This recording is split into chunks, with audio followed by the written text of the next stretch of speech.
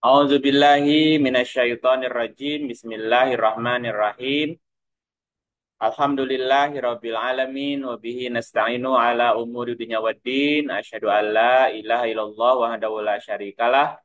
Al-Malikul Haqqul Mubin wa asyhadu anna Muhammadan abduhu wa rasuluhu shadiqul wa'dil amin. Salatan wa salaman daimaini mutalazimaini ala asyrafil mursalin Sayyidina wa maulana Muhammadin wa ala alihi wa sahbihi ajmain amma ba'du rabbi shrah li sadri wa yassir li amri wa hlul 'uqdatam min lisani yafqahu qawli rabbana zidna ilman wa alhiqna bis solihin. Bapak Ibu sahabat-sahabat Quran dimanapun berada, selamat sore ayyuhal mu'minun. Salamullahi alaikum warahmatullahi wabarakatuh. Pada kesempatan yang baik ini kita akan membahas judul Jibril dan Pewahyuan. Jibril dan Pewahyuan. Sebelumnya, marilah kita buka dengan membacakan Ummul Quran Suratul Fatihah bersama-sama. Al-Fatihah. A'udzubillahi minasyaitonirrajim. Bismillahirrahmanirrahim. Alhamdulillahirabbil alamin. Arrahmanirrahim. Maliki yaumiddin. Iyyaka na'budu wa iyyaka nasta'in. Ihdinas siratal mustaqim. Siratal ladzina an'amta 'alaihim ghairil maghdubi 'alaihim waladdallin. Amin. Kita akan awali dari pengertian Jibril ya. Jadi nama Jibril itu nama yang paling populer disebut kalau kita bicara tentang malaikat biasanya. Ya, dari Wikipedia Bahasa Indonesia. Jibril itu dalam bahasa Arab Jibril atau Jabroil. Translate-nya tulisannya Jibril atau Jibroil. Dalam bahasa Ibrani, ini tulisannya bahasa Ibrani, itu saya nggak bisa baca. Ya, juga ada kata Jibril. Nah, dalam bahasa Inggris disebut Gabriel. Gabriel atau Gavril ya. Bahasa Inggris juga Gabriel nyebutnya.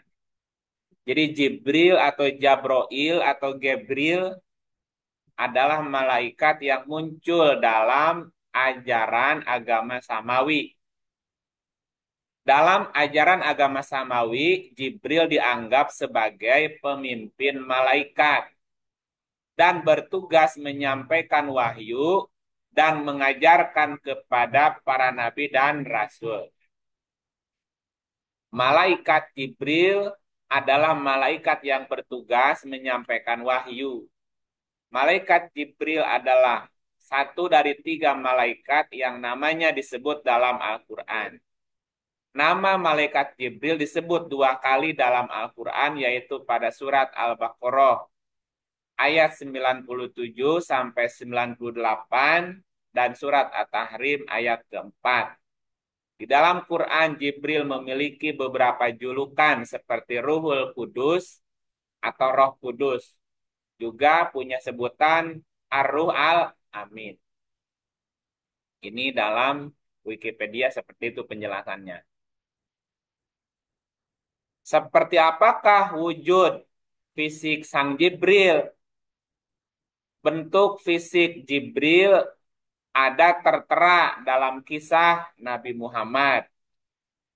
Kala dia mendapat wahyu kali kedua, dan Nabi menuntut untuk bertemu atau melihat rupa asli sang utusan Tuhan dari langit dalam bentuk rupa yang asli. Atau bagaimana sesungguhnya zat wujud Jibril tanpa rupa samar. Sebagaimana di kali yang lain, sang utusan atau Ruhul Kudus selalu nampak dalam rupa seorang manusia biasa, seperti yang disebutkan dalam hadis Jibril. Terkadang ketika Nabi Muhammad SAW sedang berjalan, dia menyaksikan wujud Jibril memenuhi cakrawala. Dan jika dia berpaling, Dia tetap menyaksikan wujud Jibril di hadapannya. Hal ini menggambarkan betapa besarnya fisik Jibril dalam pandangan mata manusia. Jibril menampakkan wujudnya dengan 600 sayap antara timur dan barat.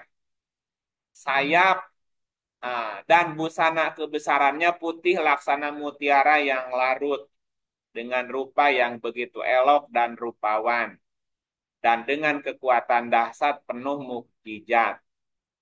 Malaikat Jibril adalah malaikat yang menyampaikan berita kelahiran Nabi Isa alaihissalam kepada ibunya Maryam dan juga malaikat yang menyampaikan Al-Quran kepada Nabi Muhammad. Dalam perjalanan suci Isra Mi'raj diceritakan bahwa sesampainya di pos perjalanan Sidratul Muntaha, malaikat Jibril tidak sanggup lagi mendampingi Rasulullah untuk terus naik menghadap kehadirat Allah. Dia berkata, "Aku sama sekali tidak mampu mendekati Allah. Perlu 60.000 tahun lagi aku harus terbang. Itulah jarak antara aku dan Allah yang dapat aku capai. Jika aku terus juga ke atas, aku pasti hancur luluh." Ini keterangan di Wikipedia ya, Bu ya. Belum, belum masuk ke Quran belum. Ini keterangannya jadi masih nyampur dengan Israiliyatnya sih gitu kan. Ini pemahaman secara umum begitu. Bagaimana keterangan Jibril dalam Alkitab? Belum ke Quran ya. Ya, di dalam Alkitab Kristen ada malaikat yang bernama Gabriel yang dalam bahasa Arab dilafalkan Jibril. Nah, dalam Alkitab Kristen berarti Injil ya, ia adalah malaikat yang menyampaikan berita kelahiran Yesus Kristus kepada Maria. Nah, kitab Lukas pasal 1 ayat 19 sampai 26. Nah, ini ada kesesuaian dengan Quran. Di kuning ya, di blok kuning. 19, 16 sampai 19. Ini kan Maryam ya. GS Maryam. Nah, ini ada kesesuaian dengan Alkitab tuh. Jadi di dalam Injil kitab Lukas tuh dikatakan Jibril menyampaikan berita kelahiran Yesus. Nah, di Quran surat Maryam ayat 16 juga sama datang. Dan kelahiran Yohanes Pembaptis kepada Zakaria. Yohanes itu dalam bahasanya Yahya. Ia juga menerangkan penglihatannya kepada Daniel. Kitab Daniel pasal 8 ayat 16 dan pasal 9 ayat 21. Ini sama dengan Quran surat Ali Imran.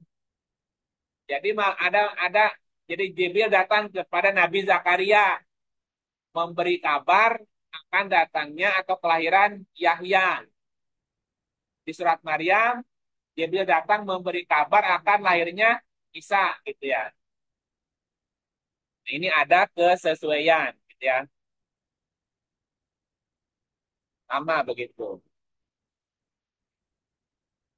Salah satu perbedaan dengan malaikat Jibril dalam kepercayaan orang Islam adalah ini bedanya apa? Bahwa Gabriel dalam Alkitab Kristen menyatakan diri melayani Allah dari dekat.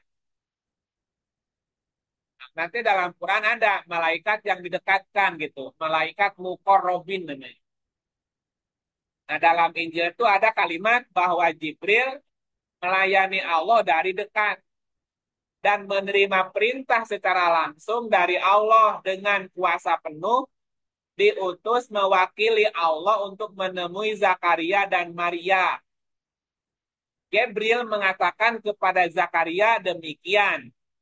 Jawab malaikat itu kepadanya, "Akulah Gabriel yang melayani Allah dan aku telah diutus untuk berbicara dengan engkau dan untuk menyampaikan kabar baik kepadamu. Sesungguhnya engkau akan menjadi bisu dan tidak dapat berkata-kata sampai beberapa hari."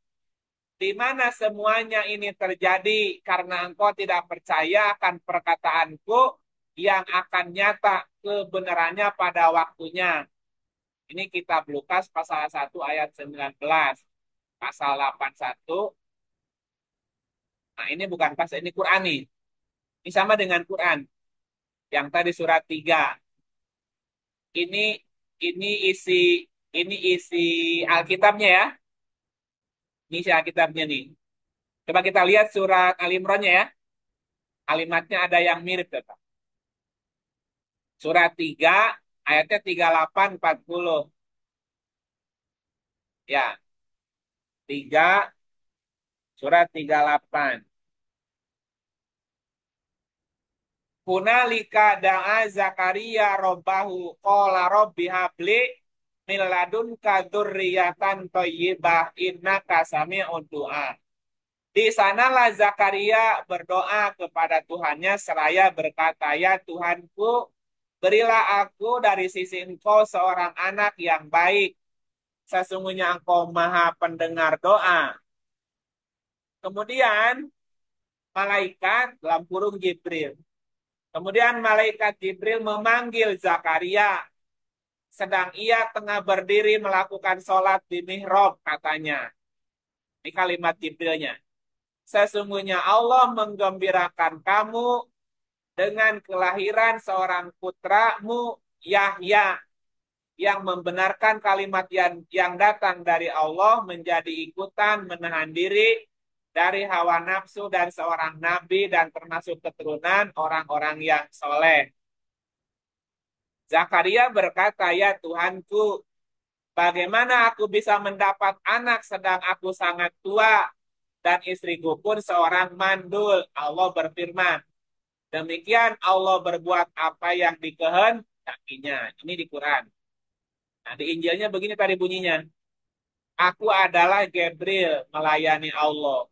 Aku diutus untuk berbicara dengan kau untuk menyampaikan kabar baik kepadamu. Ini yang bisunya di ayat yang lain. Jadi Nabi Zakaria tidak bisa bicara tiga hari gitu. Setelah ada berita ini. Ini sampai yang lainnya nanti dibaca. Ini masih dalam pandangan Alkitab ya. Nah, kalimat melayani Allah kan melayani Allah dari dekat. Frasa melayani Allah dalam bahasa Yunani. Ini tulisannya bahasa Yunani itu. Coba Mas baca, saya bikin bahasa Yunani. Parestekos enopion tuteu. Yang secara harfiah berarti di hadapan Allah. Berarti mampu berada dekat atau sangat dekat dengan Allah. Jadi melayani Allah itu malaikat yang dekat dengan Allah gitu. Bahkan perkataan yang disampaikannya yang berasal dari Allah begitu berkuasanya. Sehingga ketika Zakaria meragukan perkataan Gabriel yang merupakan penyampaian firman Allah, Zakaria dihukum menjadi bisu dan tidak dapat berkata-kata sampai perkataan Gabriel itu terwujud, yaitu kelahiran Yohanes Pembaptis. Ini bahasa Kristennya. Kalau dalam bahasa Quran Yahya gitu. Yahya ya. Ini kita lihat ayat 41-nya tadi. Lanjut ya. Kan ini kan Nabi Zakaria ragu ya. "Ya Tuanku, bagaimana aku bisa mendapat seorang anak sedang aku sangat tua, istriku pun seorang mandul." Gitu. Kan menyangga. Berkata Zakaria, "Berilah aku tanda." Berarti bukan hukuman sebetulnya. Oh, tadi kan balik kalimatnya dihukum. "Berilah aku tanda bahwa istriku telah mengandung." Allah berfirman, "Tandanya bagimu tidak dapat atau kamu tidak dapat berkata-kata dengan manusia selama 3 hari. Kecuali dengan isyarat. Dan sebutlah nama Tuhanmu sebanyak-banyaknya serta bertasbihlah di waktu pagi dan petang." Ya, jadi ada beberapa kalimat yang serupa kan? Zakaria bisu gitu kan sama. Ada kabar. Nah, sekarang kita masuk. arti dan makna Jibril secara etimologi bahasa. Ya, kita kupas dari bahasa dulu. Itu kan tadi pandangan secara umum ya. Jibril secara bahasa itu diambil dari kata jabaro. Jabaro artinya memaksa agar mengerjakan sesuatu. Ya, orang yang pemberani, raja, putusan atau hukum Allah, ilmu al-jabbar. Ilmu al-jabbar itu bisa, nggak bisa ditolak tuh. Dua tambah dua, empat. Ayo tolak. Gimana tolaknya? Jabaro juga artinya kekuasaan. Zat yang maha perkasa sifat Allah. Ada sifat Allah Jabar ya? Ya kudus ya Jabar kan? Kalau ya Jateng nggak ada ya, Jatim nggak ada ya. Jabar kan ada ya? Ya Jabar. Kan ada Masjid Al-Jabar. Kalau Al-Jateng nggak ada. Tapi Kudus ada Kudus. Kudus ada. Jadi Jabar juga sebagai sifat Allah. Jabaro artinya usaha atau karya yang raksasa. Mencukupi, mewajibkan secara paksa, memaksa, takabur, sombong, bertindak lalim, sewenang-wenang, dan seterusnya banyak nih arti jabar ya. Secara bahasa artinya banyak. Ya. Nah, secara konsep, ini secara konsep. Secara konsep, Jibril bermakna sifat atau karakter pemberani mengambil keputusan, sikap yang memaksa diri, atau sikap berusaha dengan sekuat tenaga untuk mewujudkan karya raksasa. Ini secara konsep ya. Maknanya adalah jika seseorang berani mengambil sikap, memaksakan diri, dan berusaha dengan sekuat tenaga melakukan sesuatu, maka orang tersebut akan selalu mendapatkan ide, gagasan, inspirasi. Nah, dalam bahasa agamanya menerima atau mendapatkan wahyu. Makanya Jibril tugasnya menurunkan wahyu untuk membuat karya besar dan solusi untuk bisa keluar dari permasalahan yang dihadapi. Istilahnya menjibrilkan diri gitu. Ya, itu secara konsep. Nah, sekarang masuk. Bagaimana keterangan tentang Jibril dalam terminologi Al-Quran. Sekarang masuk nih ke Qurannya. Ya, Jibril disebutkan di dalam Al-Quran dalam 3 ayat. Dalam 3 ayat, 2 surat ya. Dalam 2 surat, 3 ayat. Pertama dalam surat Al-Baqarah. Surat kedua ayatnya 97 dan 98. Kemudian surat At-Tahrim 66 ayat keempat. Nah, di dalam Quran surat Al-Baqarah 97 diterangkan bahwa Jibril adalah yang menurunkan Al-Quran ke dalam kalbu dengan izin Allah. Kita lihat ayatnya. Man kana aduwan li Jibrila fa innahu nazzalahu ala qalbika biidnillahi musaddiqan lima baina yadaihi wa huda wa busyra lil mu'minin. Katakanlah barang siapa yang menjadi musuh Jibril, maka Jibril itu telah menurunkannya Al-Quran ke dalam hatimu, kolbu, dengan seizin Allah. membenarkan apa-apa kitab yang sebelumnya dan menjadi petunjuk serta berita gembira bagi orang yang beriman.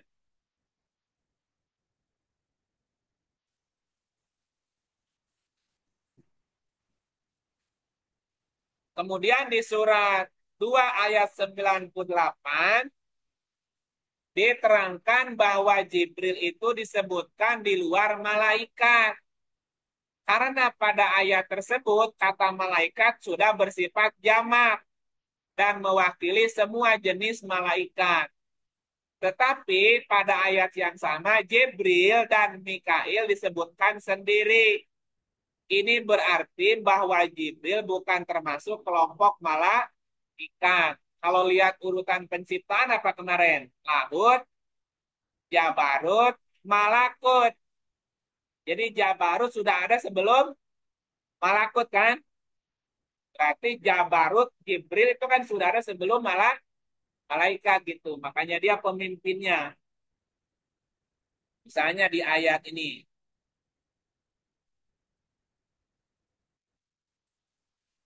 Surat 2 ayatnya 98. Man kana aduwan lillahi wa malaikatihi wa rusulihi wa jibrila wa mikala fa inna allaha aduwun lil kafirin. Barang siapa yang menjadi musuh Allah, malaikat-malaikatnya, udah masuk ya jamak ya, rasul-rasulnya, Jibril, Mikail. Jibril, Mikail disebut di luar malaikat. Maka sesungguhnya Allah adalah musuh orang-orang kafir. Nah, kemudian di surat 66 At-Tahrim ayat keempat diterangkan bahwa jika seseorang bantu-membantu menyusahkan Nabi, maka Allah, Jibril, malaikat-malaikat sebutin dan mukmin sebagai pelindungnya. In tatuba ilallahi faqad sogot qulubukuma wa in tadhahara alaihi fa innallaha huwa maulahu wa jibrilu wa solihul mu'minin wal malaikatu ba'da dzalika zahir. Jika kamu berdua bantu-membantu menyusahkan Nabi, maka sesungguhnya Allah pelindungnya, Jibril, dan Kodar, dan selain dari itu, malaikat-malaikat adalah penolong pula. Ya, Jibril sebut apa di luar sebutan malaikat itu. Nah, kita lanjutkan. Sebutan dan nama lain Jibril. Sebagaimana diterangkan di atas bahwa Jibril bukan dari jenis malaikat. Akan tetapi Jibril itu dari jenis ruh. Makanya pada surat An-Nahl 16 ayat 102, kemudian surat Asy-Syu'ara 26 ayat 192 sampai 194 disebutkan Jibril itu ruh. Jibril itu adalah ruh. Nah, ada 4 nama lain, 4. Ada 4 nama lain atau alias dari Jibril yang disebutkan dalam Quran. Nah, dari namanya itulah kita dapat mengetahui apa tugas dan fungsi Jibril. Nah, antara lain adalah menurunkan wahyu. Dan bagaimana cara Jibril menurunkannya. Nama lain Jibril itu satu disebut sebagai Ruhul Kudus. Ya, Ruhul Kudus. Surat 16, 102. Yang kedua, nama lain Jibril adalah Ruhul Amin. di surat 26 ayat 192 sampai 194. Kemudian disebut sebagai Ar-Ruh. Ar-Ruh itu juga Jibril. Di surat 97 ayat keempat. Dan disebut sebagai Rasul Karim. Nah, ini nama lain Jibril. Jadi nyebutnya gimana? Ruhul Kudus Jibril gitu ya. Ruhul Amin Jibril. Atau ruh Jibril gitu. Atau Rasul Karim. Karena namanya ini.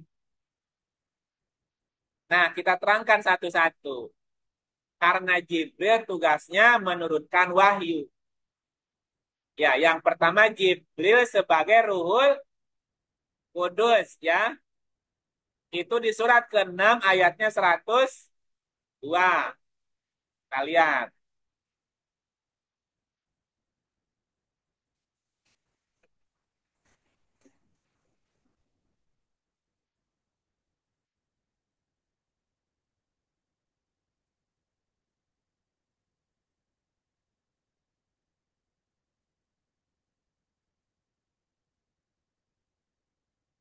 Surat 6.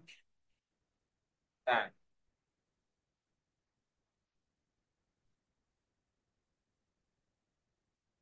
nama 16. 16 ya.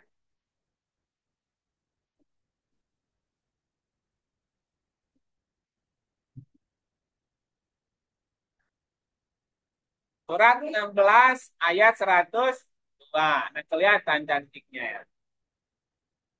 Kul nazzalahu ruhul kudus min rabbika bil haqqi liyusabbital ladina amanu wa huda wa busyra lil muslimin. Katakanlah Ruhul Kudus Jibril. Ruhul Kudus Jibril menurunkan Al-Quran itu dari Tuhanmu dengan benar untuk meneguhkan hati orang-orang yang telah beriman dan menjadi petunjuk serta kabar gembira bagi orang-orang yang berserah diri. Ini nama lain Jibril, Ruhul Kudus ya. Surat 16 ayat 102. Nah, kontekstual tentang Ruhul Kudus di dalam Al-Quran disebutkan 4 kali. Jadi kata Ruhul Kudus disebutkan 4 kali dalam Quran. Yaitu di surat 2 ayat 87.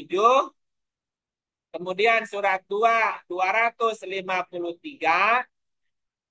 Surat 5 Al-Maidah ayat 110. Dan surat 16 ayat 102. Bahwa Jibril adalah Ruhul Kudus. Nah, sekarang kita cari tahu Ruhul Kudus itu apa? Fungsinya apa? Ya, coba kita lihat di surat 2 ayat 87.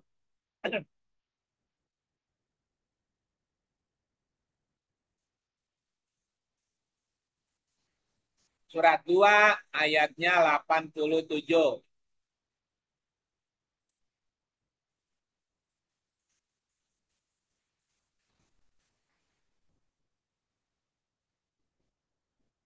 Ya.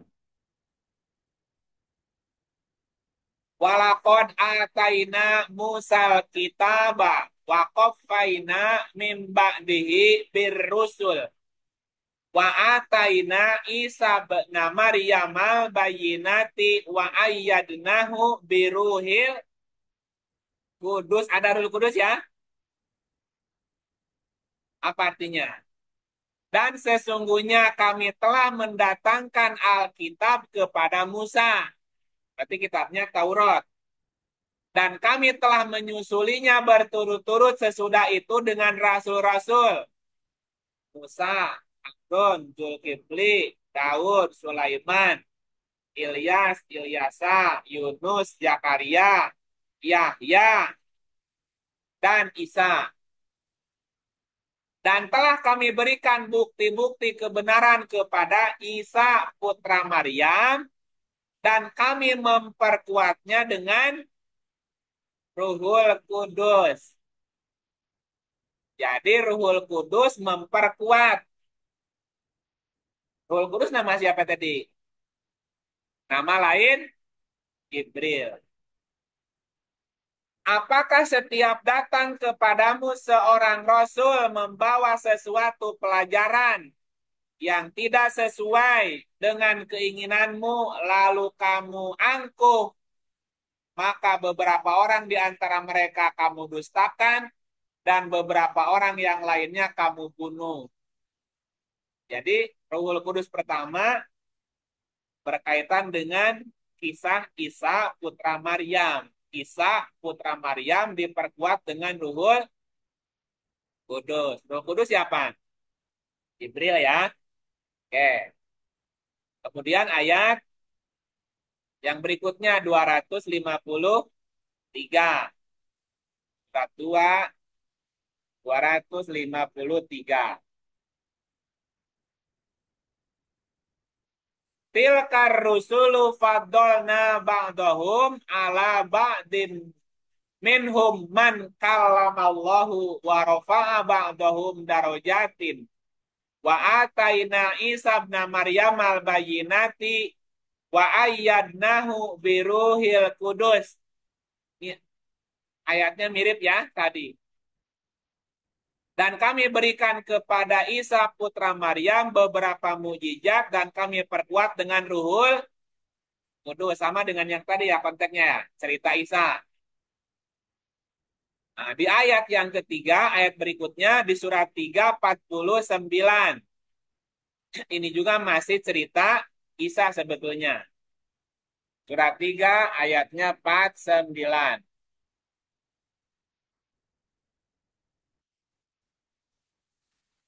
Dan sebagai rasul kepada Bani Israel yang berkata kepada mereka, sesungguhnya aku telah datang kepadamu dengan membawa sesuatu tanda mukjizat dari Tuhanmu, yaitu aku membuat untuk kamu dari tanah berbentuk burung. Kemudian aku meniupnya, maka ia menjadi seekor burung dengan seizin Allah. Dan aku menyembuhkan orang yang buta sejak dari lahirnya, dan orang yang berpenyakit sopak, dan aku menghidupkan orang yang mati dengan seizin Allah. Dan aku kabarkan kepadamu apa yang kamu makan dan apa yang kamu simpan di rumahmu. Sesungguhnya pada yang demikian itu adalah suatu tanda kebenaran kerasulanku bagimu. Jika sungguh-sungguh, jika kamu sungguh-sungguh beriman. Ini Ruhul Kudusnya nggak ketemu. Nah, nggak ketemu Ruhul Kudusnya nih. Oh, yang ada di 110. 5 ya. 5, 110. Ada kalimat Ruhul Kudusnya ada. Idh qalallahu ya Isa ibn Maryam adkur ni'matiya udkur nikmati alaika wa ala walidatika id ayatuka biruhil. Ada Ruhul Kudus ini nih. Oh, 5, 110 ya. Ingatlah ketika Allah mengatakan, hai Isa putra Maryam, ingatlah nikmatku kepadamu dan kepada ibumu di waktu aku menguatkan kamu dengan Ruhul Kudus. Ya, kamu dapat berbicara dengan manusia di waktu masih dalam buayan dan sudah dewasa. Dan di waktu aku mengajar kamu menulis hikmah Taurat dan Injil. Dan di waktu kamu membentuk dari tanah sesuatu bentuk yang berupa burung dengan seizinku, kemudian kamu meniup kepadanya, lalu bentuk burung itu menjadi burung yang sebenarnya dengan seizinku. Dan di waktu kamu menyembuhkan orang yang buta sejak dalam kandungan ibu, dan orang-orang yang berpenyakit sopak dengan seizinku, dan di waktu kamu mengeluarkan orang mati dari kubur hidup dengan seizinku, dan di waktu aku menghalangi Bani Israel, dikala kamu mengemukakan kepada mereka keterangan-keterangan yang nyata, Lalu orang kafir di antara mereka berkata, ini tidak lain hanyalah sihir. Oh, konteksnya masih berkaitan dengan cerita Nabi Isa ya. Aksi Nabi Isa. Satu lagi di mana tadi? 16, 102 udah dibaca di awal ya. Nah, sekarang apa keterangannya? Jadi ada beberapa tokoh karakter yang muncul dari ayat-ayat, dari 4 ayat yang menerangkan tentang Ruhul Kudus. Tokoh tersebut sebenarnya menerangkan sebuah karakter. Karakter yang akan mendapatkan wahyu. Siapa tokoh yang disebut ketika menerangkan Ruhul Kudus? Tokoh yang pertama adalah Musa. Musa sebagai konsep adalah kecerdasan, ya. Berarti kecerdasan. Musa diberikan Alkitab dan Rasul yang menyusulnya. Satu. Yang kedua adalah Isa. Isa secara konsep adalah harapan pasti. Isa putra Maryam. Isa ibnu Maryam. Maryam artinya kemauan yang kuat. Harapan pasti yang lahir dari kemauan yang kuat. Kemudian ada Bani Israel. Karena Musa, Isa diutus ke Bani Israel. Bani Adam, Bani Israel. Bani itu adalah, jadi Bani Israel secara konsep adalah orang yang sudah menggunakan potensi otaknya. Itu konsep Bani Israel. Orang-orang yang menggunakan potensi otaknya. Nah, Musa, Isa, dan Maryam diberi kalimat Allah. Dan juga termasuk rasul-rasul kami yang dilebihkan. Ada yang bicara dengan Allah langsung. Di antara rasul-rasul Allah ada yang berkalimat. Dan Allah meninggikan beberapa dari mereka beberapa derajat. Isa putra Maryam diutus kepada Bani Israel dengan membawa tanda dari Rob, yaitu nikmatku kepadamu. Di antaranya apa? Aku menguatkanmu dengan Ruhul Kudus. Dikuatkan dengan Ruhul Kudus tadi. Isa bin Maryam. Nah, lalu bahwa Ruhul Kudus menurunkan Quran dari Rob dengan Al-Haq untuk meneguhkan orang yang beriman dan menjadi petunjuk serta kabar gembira bagi orang yang berserah diri. Apa pelajarannya?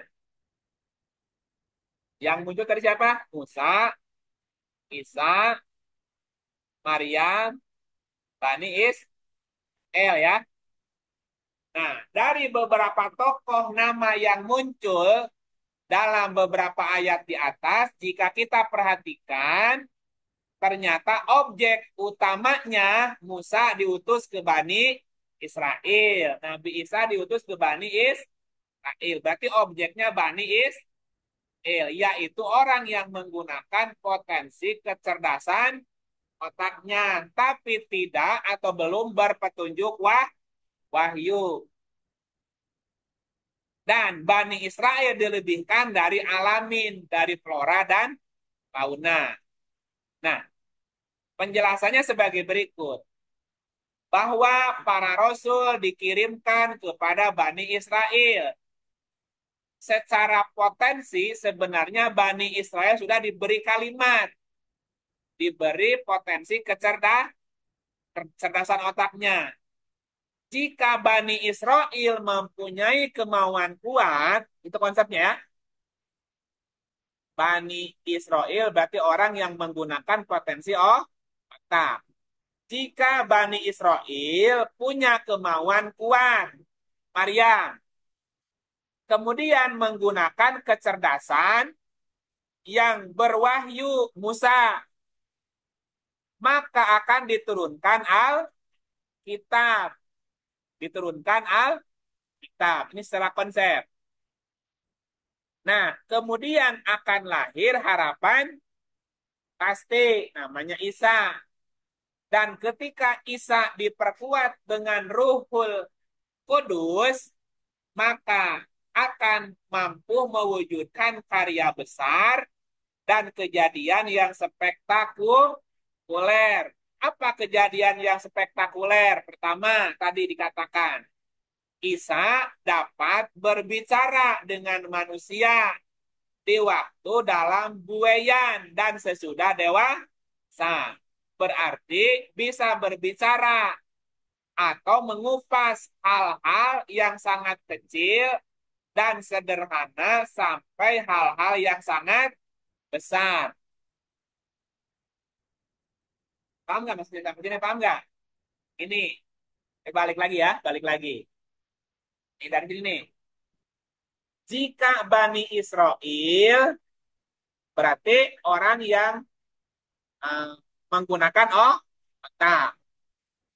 Orang kalau sudah mau menggunakan otaknya, terus punya kemauan kuat.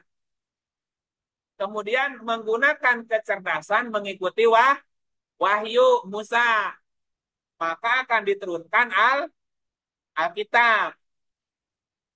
Nah, lalu akan lahir harapan pasti. Ya, nah, lalu harapan pasti diperkuat oleh Ruhul Kudus.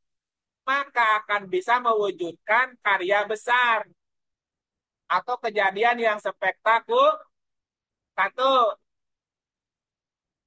bisa berbicara atau mengupas hal-hal yang sederhana sampai hal-hal yang sangat besar. Jadi ngobrol kemanapun nyambung. Nyambung ya. Tak kuat suaranya gede. Suaranya aku riang.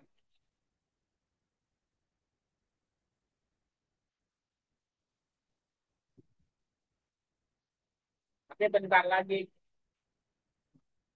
Yang kedua, aku mengajarkan hikmah Taurat dan Injil. Artinya, mengajarkan hikmah, memahami hukum alam. Taurat, hasil komiknya doang.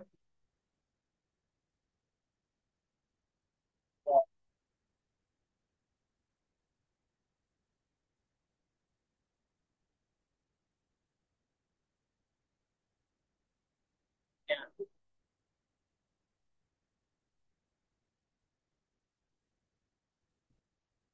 Mengajarkan hikmah artinya memahami hukum alam. Mengajarkan Taurat berarti riset, riset. Injil artinya ilmu yang terkini, ya.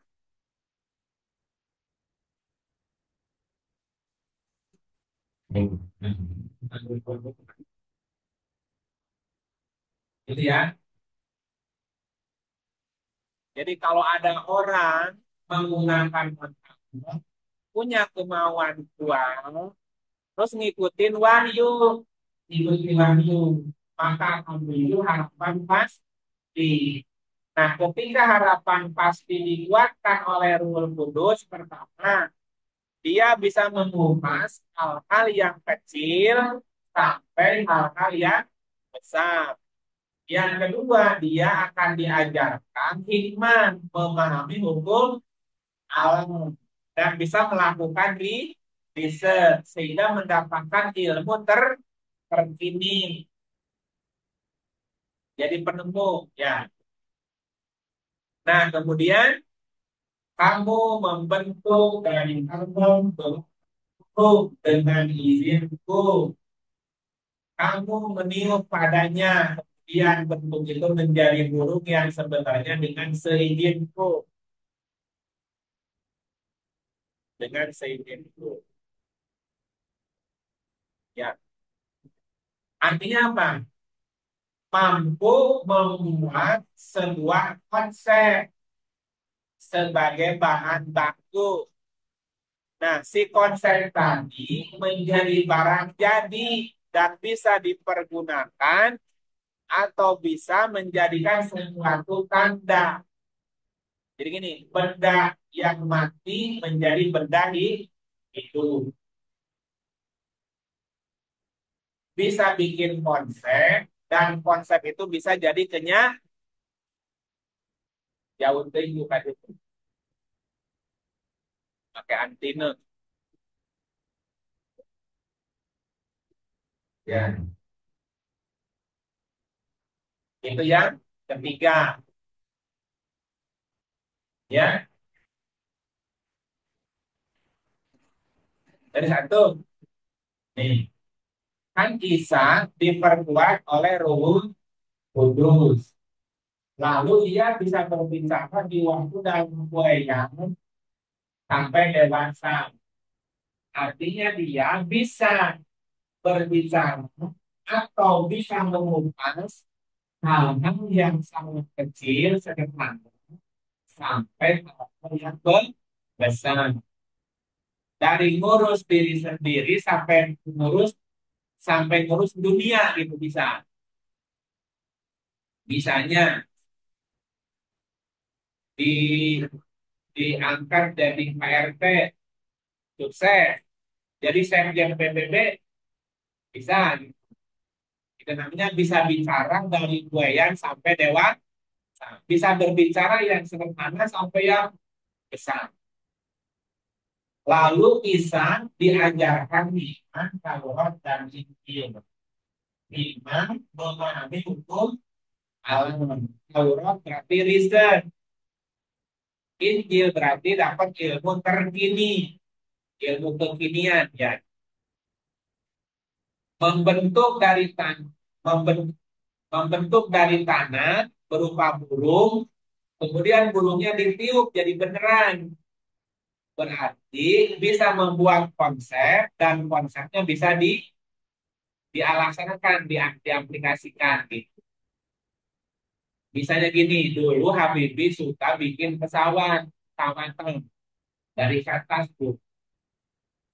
Sudah dewasa, benar-benar bikin pesawat itu. Kalau perempuan itu suka gambar desain itu ya, gambar boneka, pakai baju gitu. Nah, setelah besarnya jadi desainer gitu. Jadi beneran. Waktu kecilnya suka Lego tuh bikin bangunannya. Jadi insinyur gitu. Itu namanya membuat burung dari tanah, kemudian menjadi burung benar gitu. Maksudnya dari dari konsep menjadi yang sebenarnya gitu. Berikutnya apa? Kamu dapat menyembuhkan orang buta sejak dalam kandungan dan orang yang berpenyakit sompa. Apa artinya? Orang yang dahulunya buta tidak bisa melihat cahaya kebenaran. Sekarang melek. Orang yang dulunya sakit, terpuruk, tertinggal, sekarang sembuh, bisa bangkit lagi. Kalau bahasa sekarang motivator. Jadi kisah itu bisa membangkitkan orang mati. Mati cita-citanya, mati harapannya, mati semangatnya. Bisa diomongkan bangkit gitu. Nah, itu istilahnya gitu. Terus istilah lain apa? Mengeluarkan yang mati dari kubur. Artinya apa? Bisa mengeluarkan manusia dari keadaan mati. Masuk mati hati, mati pikirannya. Lalu bangkit kesadarannya. Jadi cerdas. Gitu. Menghalangi Bani Israel di waktu kamu mengemukakan kepada mereka perkataan yang nyata. Lalu orang-orang yang ingkar di antara mereka berkata ini adalah sihir. Apa artinya? Bahwa harapan pasti yang diperkuat dengan semangat dan energi murni Ruhul Kudus tadi tidak bisa dibunuh. Semangat itu atau harapan yang pasti itu nggak bisa dibunuh. Ya, dan segala bukti yang nyata berupa penemuan-penemuan spektakuler dianggap sihir oleh orang-orang yang hanya menggunakan otaknya saja, tidak ngikutin wahyu. Bagi orang yang masih menutup diri, semua bukti di atas tidak mampu menyadarkan dan mereka berkata ini adalah sih. Jadi penemuan-penemuan spektakuler apapun bagi orang yang menutup diri tidak akan membuat mereka sadar walaupun ada bukti. Ini contoh ya, ini contoh dongengnya gini, ya dongeng. Dongengnya begini. Nabi Muhammad diutus ya jadi roh. Tuh.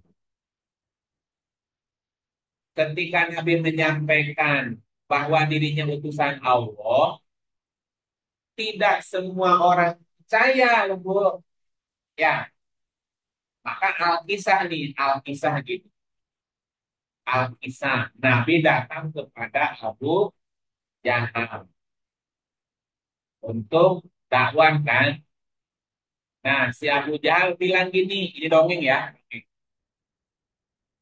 Abu Jahal bilang, Muhammad, mending ayahku kekeh teuing mana teh maksa.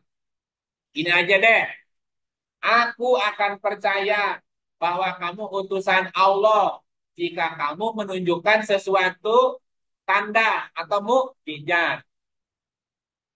Kemudian Nabi Muhammad bertanya, apa mukjizat yang kamu minta? Ini, tuh, aku kan punya banyak kambing ya. Aku punya banyak kambing. Kalau kamu benar utusan Allah, coba bikin kambing itu bisa bicara. Ditariklah satu kambing. Ya, Nabi berdoa agar kambingnya bisa ayo kambing, bicara. Itu si kambing ngomong. Ngomongnya bahasa apa ya? Bahasa Arab. Ya, bahasa Arab kan? Dibuktikan kan? Kambing bisa bicara. Terus apa komentar Abu Jahal? Oh, ternyata kamu teh ahli sihir gitu. Arif. Ya begitu. Jadi bukti apapun yang ditunjukkan kalau orang udah nutup diri, gak bakal sadar. Komennya apa? Ah, ini masih sihir. Nah, kisah yang lain atau lain. Jadi satu ketika si Abu Lahab kan Nabi sering datang tuh ke Abu Lahab. Abu Lahab jahil. Nah, kemudian dia bikin lubang di depan rumahnya, ya, di depan rumah. Maksudnya apa? Jadi kalau Nabi datang biar kejebrus, ya. Dilalah Nabi Muhammad datangnya bukan dari depan, dari samping, samping gitu. Terus keluarnya juga dari samping. Lolos nggak? Lolos. Eh, pas pergi dituturkan tak si Abu Lahab. Si Abu Lahab lewat liang eta. Kejebrusan tuh. Dia yang bikin lubang, dia sendiri yang kejeblos kan ceritanya. Kan teriak-teriak tuh, Muhammad tolong gitu. Pas nengok ke tukang, gimana? Balik kejebrus. Teriak-teriak samperin, minta tolong. Ditulungin nggak? Ditulungin. Ini gimana ceritanya ada lubang di sini gitu. Iya tadinya aku mau jalan sama kamu. Ternyata aku sendiri yang ngejeblos. Ya udah sekarang bantu aku deh. Dibantuan bu ditulung. Ngeren ngaledek. Dasar tukang sihir kena gitu. Kamu kenapa? Mau percaya untuk pakai. Kalau udah nutup diri, ya nutup diri aja. Ya. Nah kemudian apa lagi? Mujizat Isa. Aku kabarkan kepadamu apa yang kamu makan dan apa yang kamu simpan di rumah. Jadi Isa bisa menebak apa yang kamu makan dan apa yang ada di rumah. Ibu tadi makan ini ya, di rumah ada ini ya, ketahuan. Apa artinya? Bahwa hal-hal yang masih dalam proses pemikiran dan masih tersembunyi, belum terpikirkan bisa terang benderang. Bahasa lainnya bisa membaca pikiran atau ilmunya ilmu terawangan namanya. Jadi satu bisa membaca pikir, itu namanya yang dimakan, yang dicerna namanya. Tanya, Bu Ria lagi mikirin ini ya, kok tahu? Jadi bisa baca pikiran tuh. Dan dan bisa membaca apa yang belum terpikirkan. Maksudnya gini, bisa membaca apa yang belum terpikirkan oleh orang gitu. Kita mau belum mikir, dia udah mikir itu gitu. Udah duluan mikirnya, kita mau belakangan mikirnya. Diajak mikir bu, hese. Nah gitu ya. Jadi Isa bisa mendatangkan hal-hal yang spektakuler. Tapi tadi urutannya, Bani Israel punya kemauan kuat. Bani Israel itu otak artinya, kemampuan otak ya, menggunakan otak. Terus punya kemauan kuat, ikuti wahyu Musa, kecerdasan yang ikut wahyu. Muncul harapan pasti yang diperkuat oleh Ruhul Kudus. Maka bisa melahirkan hal yang spektakuler. Apa tuh?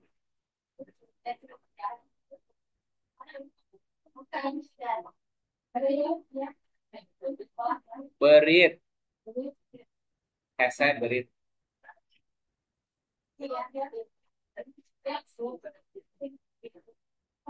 Rumah. Udah headset udah kena melengkapan nih. Jadi, nih Bu, lalu lalu siapakah yang disebut dengan Ruhul Kudus itu? Nah, tadi ketika kita membuka semua ayat yang menerangkan tentang Ruhul Kudus di surat 287, surat 2 ayatnya 5253, surat 5 ayatnya 100 berapa tadi? 110. Nah, 16 ayat 2. Tokoh yang muncul adalah Musa, Isa, Maryam, dan Bani Israel. Satu itu ya. Musa kecerdasan, Isa harapan, Maryam kemauan, Bani Israel menggunakan nah, Jibril dan Mikail bukan dari jenis malaikat tetapi jenis ruh. Karena Jibril yang membawa wahyu Al-Quran, maka Jibril adalah ruh. Kan tadi Jibril menurunkan Quran. Ruhul Kudus artinya kekuatan yang suci atau energi murni atau api suci. Apa hubungannya Maryam, Isa, dan malaikat? Hubungan antara Maryam, Isa, dan malaikat adalah ketika ada kehendak atau kemauan kuat, Maryam ya, jika ada kehendak atau kemauan kuat yang sangat melekat, makanya malaikat, malaikat, bahasa urangan melekat, ya, malaikat, melekat, malaikat. Jadi kemauan kuat yang melekat, maka harapan pasti tersebut akan bisa mengupas atau gini. Kemauan yang sangat melekat bisa melahirkan harapan pasti gitu. Nah, harapan pasti itu bisa mengupas hal-hal mulai dari yang sangat sederhana sampai yang sangat besar gitu. Nah, untuk mendapatkan kekuatan Musa berupa Taurat, Taurat tadi riset ya, maka kita harus mampu menenggelamkan Fir'aun atau mengalahkan Fir'aun sebagai karakter badan atau sifat hedonisme. Kalau kalau Musa itu kecerdasan, Fir'aun itu hedonisme, gravitasi badania. Gini, kalau diri kita ini dibelah, Bu, dibagi-bagi, ini ada lapisan-lapisannya. Misalnya, aku, aku, aku yang mana? Karena dalam diri kita ini akunya banyak. Ada aku pikirannya, ada aku perasaannya, ada aku egonya, ya, ada aku di dalamnya, ada aku sebagai jati dirinya sendiri atau aku yang mana nih? Jadi banyak akunya. Termasuk aku Fir'aunnya nih. Aku, aku, aku tubuhnya, atau aku ruhnya, atau aku jiwanya, atau aku pikirannya. Ya, akunya banyak. Aku mau makan, aku yang benar.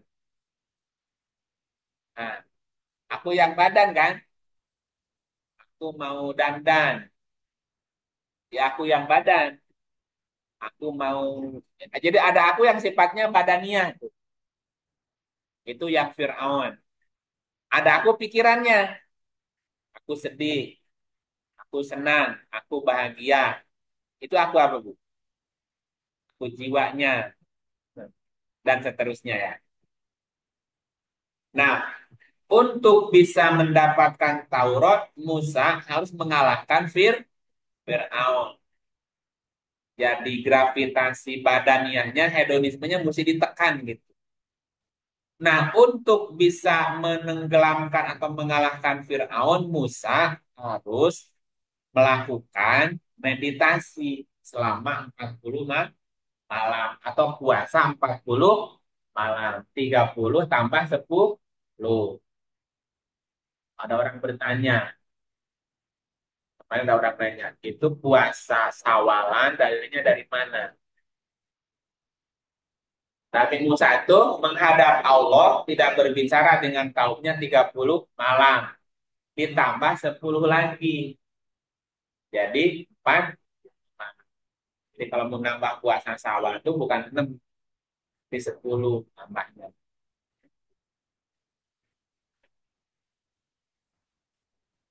Ini cerita Musa lagi.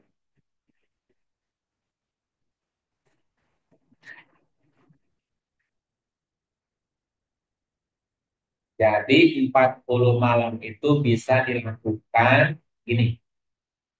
Jadi setiap malamnya sepertiga, setengah, atau 2/3 malam. Selama 40 malam itu. Sepertiga malam berarti 12 bagi 3. 4 jam. Kalau setengah berarti 6 jam. Kalau 2/3, 8 jam. Jadi 8 jam setiap malam meditasinya. 8 jam. Buat betutin meditasi 8 jam. Nah, itu 2/3. Atau setengah, berarti 6 jam kan? Meditasi. Terus sepertiga. 40 malam. Nah, bagaimana keterangannya? Jadi gini urutannya tuh. Untuk bisa mendapatkan Taurat, Musa kecil belajar kepada Firaun. Ya, kan Musa kecil dirawat oleh Firaun kan? Apa pelajarannya tuh?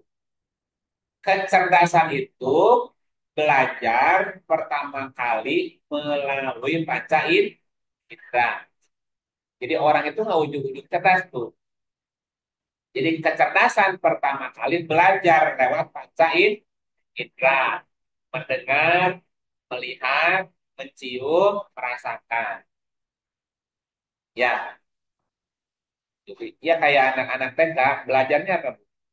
Melihat kan?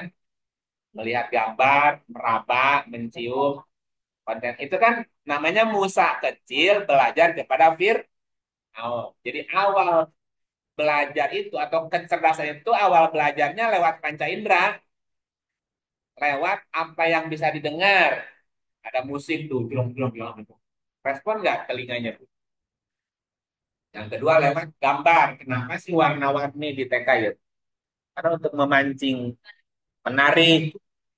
Ya, kamar Bu Sofi warna-warni nggak? Oh nggak. Ya, ya.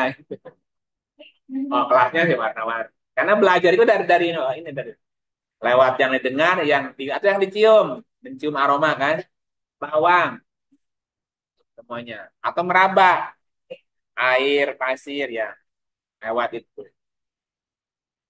Nah, lalu setelah Musa mulai beranjak dewasa, Musa membunuh sektenya Fir'aun, Bu. Apa mananya, Bu? Ketika kecerdasannya mulai dewasa, itu cenderung membunuh panca indera. Tidak percaya apa yang dilihat. Dia tidak percaya apa yang didengar. Kenapa apa yang didengar, apa yang dilihat, belum tentu yang sebenarnya gitu. Karena sudah mikir nih otaknya nih. Jadi ketika kecerdasan dewasa, dia sudah tidak peduli, nggak percaya gitu. Namanya membunuh. Membunuh sekte Fir'aun. Nah, karena kelompok, oh, berarti kecerdasan bisa berbuat jelek. Ini kelompok Musa ya.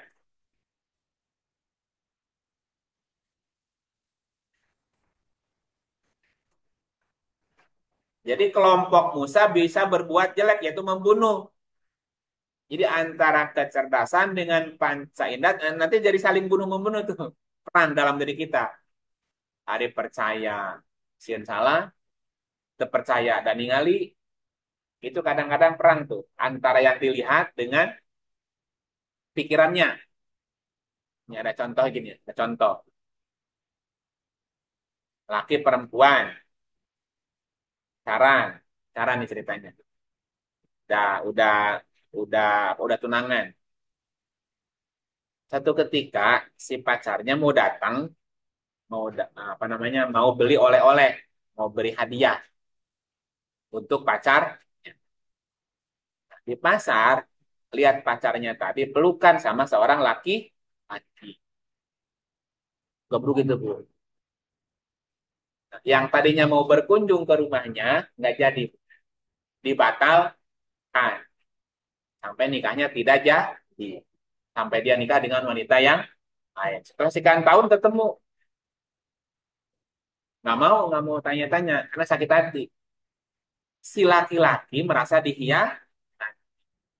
Si perempuannya belum ngerti kenapa si pacarnya memutuskan dia sepihak tanpa konfirmasi. Ngilang aja punya gitu. Hanya dicerita. Ingat nggak waktu tahun sekian?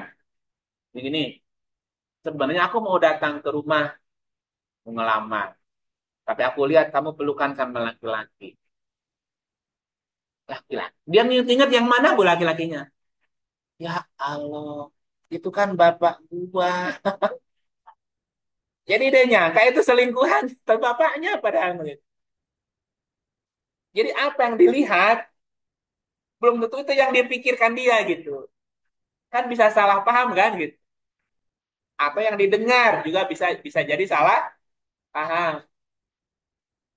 Pak Ustadz suka makan jagung monyet. Dengar, Bu Titin. Bu Titin cerita ke Bu Imas. Bu Imas, Pak Ustadz suka makan monyet. Ada hilang satu jambunya. Nah, Bu Imas bilang sama Bu Bu Salma. Kata Bu Imas, tahu nggak? Pak Ustadz suka monyet. Makannya hilang.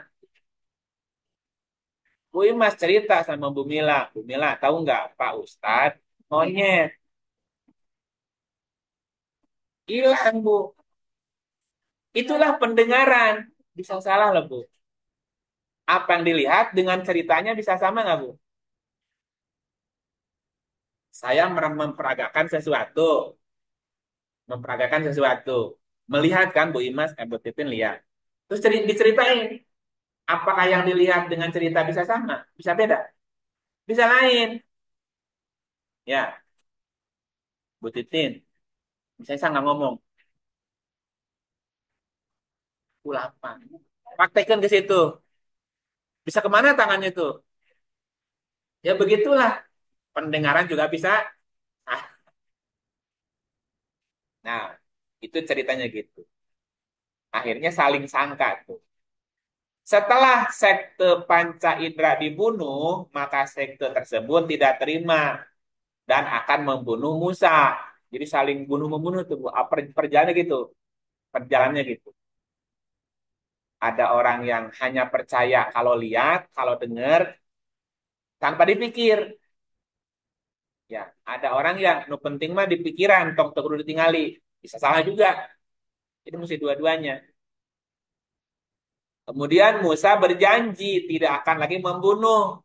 Oh iya, pendengaran penglihatan pun masih bisa dijadikan sebagai referensi gitu. Lihat dulu aja nggak apa-apa. Nah, kemudian Musa berhijrah ke Madian. Akhirnya karena Musa mau dibunuh oleh Fir'aun, Musa pergi hijrah ke Madian. Madian itu secara konsep artinya madani, artinya moderat, Bu. Berpikir moderat, jangan ekstrim. Musa itu ekstrim awalnya. Kalau tidak sama dengan pikirannya, bunuh. Enggak. Nah, sekarang mulai moderat. Nah, di Madian dia ketemu sama anak Su'eb. Anak Nabi Su'eb. Anaknya dua. Mikyal sama Mizan. Jadi Musa harus belajar kepada Su'eb. Sebelum ngambil kesimpulan, harus ditimbang dan ditakar. Mikyal itu takaran.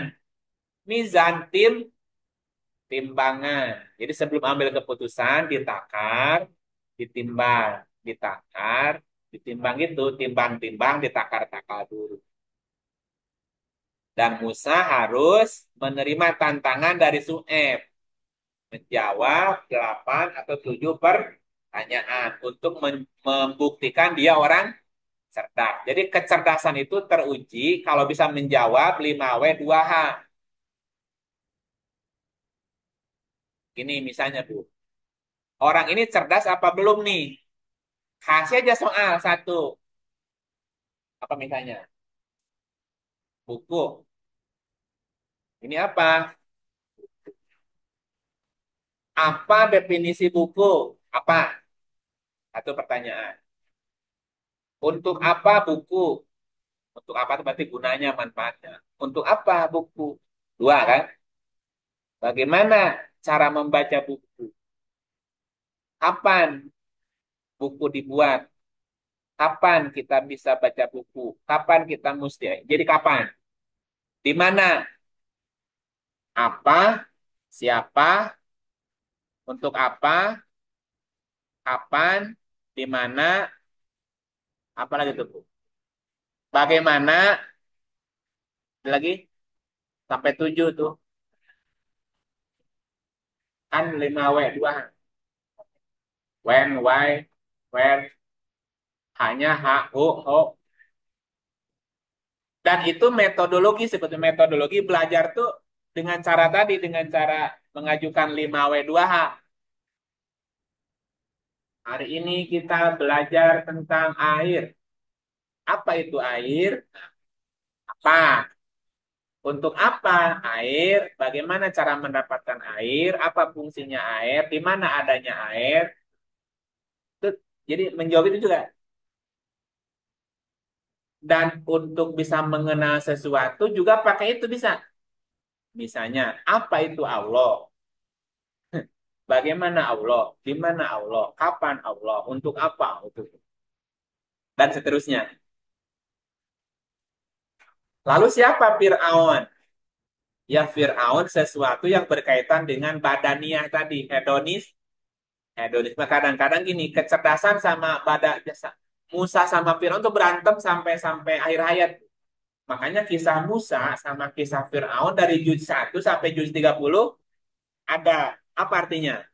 pertempuran antara kecerdasan dengan badannya itu tidak akan berakhir, Bu. Sampai ajal itu akan terus terjadi. Ada mulai orok gitu. Contoh gampang, kita kondangan. Kondangannya ke hotel. Makanannya lengkap, Bu, enak-enak, Bu. Nah, di situ Firaun sama Musa berantem tuh. Ini enak, semuanya enak. Cek Firaun, embat semuanya. Kapan lagi perbaikan gigi? Ah, cek Firaun. Uh, cek Musa. Ingat umur, kolesterol, darah tinggi, ya, gula, segala macam. Tong batik, seletik we. Itu aja Bu membuktikan siapa yang menang. Firaun lah rata-rata lupa diri. Ya, belum bisa. Walaupun dalam hari-hari kita suka menghujat oh dasar tuh Firaun. Diri sendiri masih Firaun gitu. Belum jadi Musa kan. Nah iya, itu gampang. Jadi pertempuran antara antara kecerdasan dengan hedonisme itu ya rata-rata yang hedonis yang menang tuh. Mumpung kan gitu. Ya gitu. Berikutnya, tambahannya nih. Dari keterangan ayat tersebut di atas sangat jelas bahwa Ruhul Kudus adalah yang menurunkan Alkitab dan Al-Quran. Surat 16, 102. Merujuk kepada surat 2, 97, 98, 81, ayat 19 sampai 21, 26, 192 sampai 94. Bahwa itu semua adalah Jibril. Jibril adalah Ruhul Amin, Rasul Karim, dan Ruhul Kudus. Jibril dari kata Jabaro tadi artinya memaksa atau melekat. Hal ini sesuai dengan keterangan surat 81 ayatnya 1921 bahwa dia mempunyai kekuatan, kedudukan tinggi, dan ditaati di sana, di arsy. Jibril adalah ruh yang mempunyai kekuatan, kedudukan tinggi di sisi Allah, dan bisa mengendalikan alam semesta. Atau namanya mengatur para malaikat gitu bahasanya ya. Jibril adalah dari jenis Ruhul Amin, yang memasukkan Quran, wahyu ke dalam kalbu. Allah mengutus ruh dengan membawa perintahnya. Ruh di dalam perintah adalah Jibril, atau ruh yang diperintah adalah Jibril di surat 297 kan.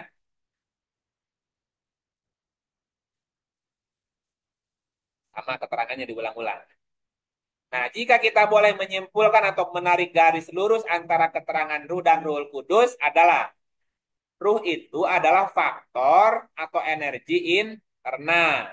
Ruh, energi internal yang diberikan Allah kepada diri manusia. Manusia ada ruhnya nggak? Nah, itu namanya. Jadi ada ruh internal yang ditiupkan ke dalam tubuh manusia. Aku tiupkan ruhku. Jadi di dalam diri manusia ada ruh sebagai energi di dalam internal. Dan itu sudah ada sejak lahir ya. Ruhul Kudus